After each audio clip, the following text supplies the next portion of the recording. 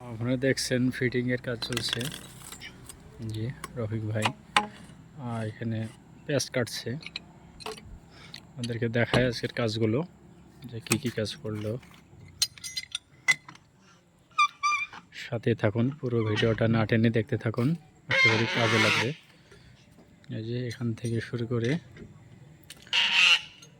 Pipe টেনেছে, দেখছেন।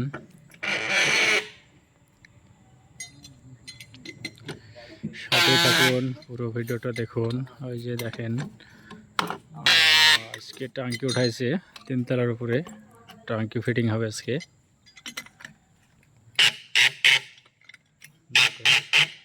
RFL company pipe টাঙ্কি এগুলো।